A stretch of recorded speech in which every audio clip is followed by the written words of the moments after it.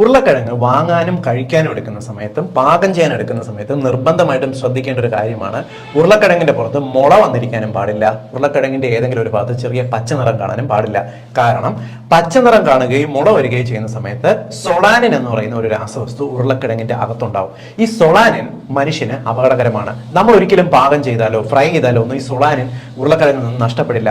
ഇത് ചെന്ന് കഴിഞ്ഞാൽ ചെറിയ അളവിലൊക്കെയാണ് ചെല്ലുന്നതെന്നുണ്ടെങ്കിൽ നമുക്ക് ഗ്യാസ്ട്രിക് ഇറിറ്റേഷൻ, ഒരു ആസിഡിറ്റി, നെഞ്ചരിച്ചിൽ, പുളിച്ചു തേട്ടൽ പോലുള്ള പ്രോബ്ലംസ് ഉണ്ടാക്കിയെന്ന് വരാം. ഉയർന്ന അളവിൽ, അതായത് കൂടുതൽ ഇത്തരത്തിൽ മുളപ്പിച്ച ഉരുളക്കിഴങ്ങ് ചേർത്തുള്ള ഭക്ഷണങ്ങൾ കൂടുതലായിട്ട് കഴിച്ചു കഴിഞ്ഞാൽ ഇത് നമുക്ക് ഒരു ഗ്യാസ്ട്രിക് ഇറിറ്റേഷൻ മാത്രമല്ല, നെർവിന് പ്രോബ്ലം, നമ്മുടെ നാഡികൾക്ക് ഉണ്ടാകുന്ന തളർച്ച, തലവേദന, തലകറക്കം, കൺഫ്യൂഷൻ, ഛർദിൽ പോലുള്ള പ്രോബ്ലം ഉണ്ടാക്കാം. വളരെ ഉയർന്ന അളവിൽ ഈ സൊളാനിൻ നമ്മുടെ ഉള്ളിൽ എത്തിക്കഴിഞ്ഞാൽ കോമ വരെ എത്തിക്കാനുള്ള സാധ്യതയുണ്ട്.